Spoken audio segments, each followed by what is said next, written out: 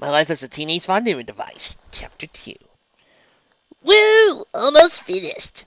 Sheldon sighed, while wiping sweat from his brow with his sleeve. He loved tinkering with robotics, but it could be hard work sometimes, especially in his poorly ventilated garage workshop. Tying his grip on his screwdriver, Sheldon carefully reattached the faceplate of his greatest creation ever, a silver cell. Its face looked back at him expressionlessly, little more than an overly sophisticated statue at the moment. But that would soon change. Excellent work, Sheldon, Praised Sheldon's new mentor, Mrs. Nora Wakeman. Those punks at the Robotic Expo won't stand a chance against us here. The scholarship is as good as yours. She climbed up the ladder, impelling Sheldon on the scaffolding behind their project, and handed him a black electrical component. It's about the size and shape of a deck of cards, trailing numerous wires out along the edges. With great care, Sheldon pried open the back of Silver Cell's head and inserted the component, attaching all the wires to the necessary parts of Silver Cell's motor control parts of his electronic brain. A shame, really, that a fully self-aware personality couldn't be programmed in time, mused Mrs. Wakeman. But you can't roast something like that. It is a remote-controlled chip which serves just as well enough to stop the competition at least. Sheldon granted thought. Can you imagine if he was sentient, with all the modifications we made? Sheldon here could possibly give Sheldon a run for her money. Sheldon ran through a short list of improvements Mrs. Wakeman helped him make. Increased strength, an arsenal of close combat weapons and tools, high-powered lasers connected to the eye sockets, and a much more expanded fuel supply. She even let him install a prototype of a personal force field generator she had been working on, though that one had some bugs in it. They were unable to install a component of missiles like XJ-9 was equipped with, mostly because of regulations of the Robotic Expo competition. But that hardly mattered. Silver Shell would be fighting other garage-constructed robots, not Space Invaders. Speaking of Jenny, have you decided to let her know? She's gonna find out when she's Burgess Crust competing at the expo. Sheldon went slightly, crouching over. Tried to tell her, really, but it never seems to be the right time. She's always rushing on to blast me, or she's down about her luck about popularity at school. I just need to find the perfect moment. Mrs. Wakeman gave her best stern mother frown. Come now, Sheldon. You've had all summer to pick your moment. Sooner or later, you're just going to have to straighten your spine. Take a deep breath and tell her the truth about Silver Cell. She began climbing down the stepladder while continuing her lecture. She'll probably be relieved. Now, she'll know the reasons behind Shell's odd behavior around her. Yeah, you're right. Gaining confidence, Sheldon spoke with more volume. Enough's enough. I'll tell her today when she gets out of school. Mrs. Wakeman smiled proudly. Glad to hear it. Jenny Wakeman was disgruntled, uncomfortable, and feeling vulnerable. Was this exactly how Bit the Crust, faster diva, and lead snob of all Trevorton High, wanted things? First day of school was mostly a formality. The teachers assigned seating arrangements, took roll call, sorted out the students who were in the wrong classes, and announced their syllabus for the coming semester. This led the students plenty of time to get reacquainted, share their stories in the summer. For the last 20 minutes, Britt and the rest of the girls eating out of the palm of her hand, with vivid retelling of how she and her cousin Tiff had been picked by various hotties and studs over the summer with their high-octane tour of all the coolest bars, dance clubs, lounges, and discotheques. They weren't old enough yet, but a fake ID and recently developed figures could do work wonders. Not to mention flashing a bit of cash ad, their hanger-on and listening to rapt attention as Britt exaggerated her stories, making them gasp when she revealed a juicy detail, left wanting more when she let the best parts of the story purposely vague. Nothing else could be said for Brittany Crust. She was an expert at manipulating an audience. And now her favorite nemesis had arrived. Perfect. Yet another opportunity to assert her dominance of school social air, by reminding the lowest rung of why she's here. Hello there, Jennifer. Britt began icily. Did you have a good summer? Tiff and I were just discussing all the fun we had. She left a pause before adding, becoming women. Though I suppose we could change the topic now that you're here, don't you think, Tiff? This isn't a conversation for young, sensitive ears like Jenny's. Wow. All this time I've been doing this show, and this is probably the first time I brought out the rarity voice as something evil. Tiff cackled as she often did, reveling in her cousin's agility with words. Sure is, cuz! We might want to upset little Miss Wakeman, would we? Jenny expected something like this. So you got some older boys to buy you drinks. Big deal. My mom let me have 2 glasses of ethanol last New Year's Eve. Brett and Tiff exchanged a quick glance, and Sturgis smirked. Oh, boys all for more than a lot more than just drinks, ain't you? Retorted Brett. Tiff chuckled loosely, adding, Oh, full show they are. I especially like that one fellow with the sideburns. He had just the right equipment to get my motor running. The rest of the girls giggled and snickered. Jenny obviously let out a joke. Equipment? Motor? What are you two talking about? Jenny growled, irritated. Why, Jennifer, we're talking about 6. Britt answered in a hushed voice, not wanting her words to carry to the nearby teachers. Jenny could only stare blankly. A quick run through her entire discovery came up blank. Zero information about the sex. Britt noticed Senzie's confused look and choked back a burst of laughter. You don't even know what 6 is, do you? Britt slammed her hands over her mouth and stopped herself from giggling like mad. But nothing stopped all the other girls gathered from cackling like hyenas. Jenny busted deep blue, mentally scrambling for a response. Of course I do! She exclaimed, It's a very exotic and expensive type of jewelry that... Fred and the others let out a forced round of laughter. Tiff made it worse when she joked. Only if you called the pearl necklace I got from Bobby. Oh, Jenny, Jenny, Jenny, Jenny, Britt interrupted, talking down Jenny like a 5-year-old. You poor girl. I guess you'll just have to wait for the teen health class next semester. Britt gave Jenny a once-over glance. You probably shouldn't even bother, though. Once, it'll only be a big tease for you.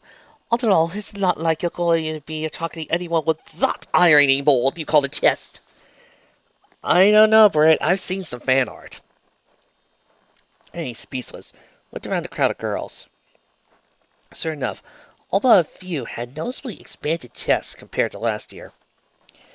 And the biggest were Britt and Tiff, of course. Doesn't make Jenny's humiliation more complete. Okay, everyone, get to your seats. The crowd shouted. The teacher shouted, breaking into socializing. Time to get this little school year underway. Now, when I call your name, come up to the front and pick up a textbook. Jenny was still fuming as she and the other students sat in their seats. I'll prove those rich brats wrong, Jenny quietly decided. I'll learn so much about sex, it'll make their heads spin. They'll call me XJ9 Sexbot! Yeah! Oh, my. What do you mean you won't teach me? Jenny shouted angrily, putting her hands on her hips and scowling at Mrs. Johnson, health class teacher. I'm sorry, Jenny, but your mother already contacted us months ago, and specifically requested that we not teach you the teen health course. Instead, you'll be spending 4th period taking an honors physics class. Oh, you'll like it fine. I even think your friend Stella will be there. Don't! Jenny's let their palm against her forehead. Putting that issue for a sigh, Jenny asked again. But why not? I really want to see class. Early, too. Mrs. Johansson tried her best to look understanding, but still came awfully close to her typical stern frown. It's not the school's policy to question the decision of parents regarding their children's education on this matter. Many have religious or moral obligations about this class. Others prefer to just handle the matter themselves. In your mother's case, I recall her saying it simply wouldn't be relevant to you, or something like that. Jenny's expressed deflated with a defeated look. And Mrs. Johansson sympathetically patted her on the shoulder. Talk to your mother about it, dear. It was her decision. Jenny gave up and left, heading towards the school exit. She thought about talking to the faculty after class would be the solution, but they were no help at all. It's like there's some sort of conspiracy about to keep her from learning about sex. Slinging her book bag over one arm, Jenny pushed open the school's front door and started home. She was about to take off when she felt a pair of hands reach out from behind her and circle her neck. Jenny prepared to execute a flying black kick and drop her attacker when the hands began tickling her neck and collar socket mercilessly. Jenny glanced out and crowd began hunting over her shoulder in an attempt to evade the tickling hands. A second later, the tickle stopped, and Brad stepped out from behind her, patting her on the back. Just testing, Joked Brad, a smile on his face. Brad! Shouted Jenny happily. Stu began to want to get her. He's just the guy I wanted to see. Brad grinned smugly, playing it up jokingly. That's what all the girls say. Acting like himself again, Brad continued. So, what can I do for you, Jen? Jenny put on her sleeve's face and tugged on her pigtails nervously. I need a favor, Brad. She did her best to sound like a helpless, dizzy girl that Brad could impress. Brad played right into Jenny's plan. Of course, Jen. We're best friends for. Name it. Jenny tugged at her pigtails more, turned her attention skywards with an innocent gesture. Well, I bet a smart, cool guy like you knows all about sex, right? Fred smiled wider at the stream of compliments, and casually checked his fingernails as he imagined a suave guy might do. I guess word spreads pretty fast amongst you ladies, doesn't it? Yeah, I know a thing or two.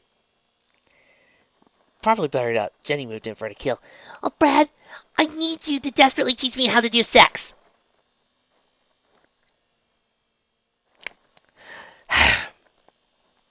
Of all the lines I ever had to utter on this show, I was not expecting that one. Brad's eyes shot wide open, shocked. What was that? I want you to show me everything you know about sex. Jenny answered flatly. Oh my. I'm gonna break that Georgia cake clip by the end of this, aren't I? Brad took a deep breath. One more time. I want you to do sex on me. Brad, get down on your knees, look into the sky, and say, thank you, God, because I don't think you are ever going to have a better chance in all of your life than the one you have right now. The angels that does floating down on high and does kiss you on the nose.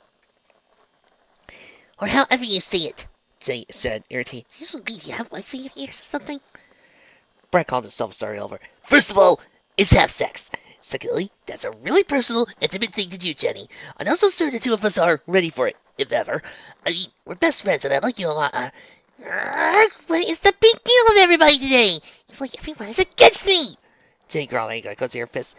Well, if you won't, then maybe I'll just go ask Chuck. And this thing does start creepy in 5 seconds. Seeing Brad's horrified reaction, Jenny smirked pressed forward. Yeah, I bet if I being a candy, Chuck would have sex with me all day long. Hello? Just making sure that this joke won't get me in trouble. Jenny, no, that is seriously wrong. Stay away from my brother. Brad snapped. Jenny didn't want to make her friend angry, so she tried a different tactic. Well, why don't you show me how sex works? Brad paused, thinking of something to say without offending Jenny. It's because I don't have a big bouncy chest like the other girls, She demanded. Oh boy! That was dangerous territory. Thank you. That's not it at all! He stammered, clutching at straws. It's because I'm a robot then. Jay crossed her arms over her chest in a threatening manner. Brad's mind raced. Yeah, there, the robot answered. That wasn't bad. Technically, a robot girl could be way different than a regular girl. Though, it might have even been possible to have sex with Jay. Yes, that's it! It's because you're a robot, you see. Jay's expression stopped Brad in his tracks. She looked more like she was breast to breast in her tears, with her face scrunched up, pigtails drooping, her hands sealing her face. Oh, Jenny, wait, that's not... Brad cautiously moved to place his arm on her shoulder to comfort her, but Jenny pushed him away. I faced prejudice before, but not for my best friend. Jenny cried, a clean solution flowing from her eye sockets and running down her cheeks. Brad cracked, defeated. Okay, Jenny, I'll have sex with you! At that point, the entire crowd just turned around and looked at him. Jenny's crying stopped instantly, her face brightening a smile.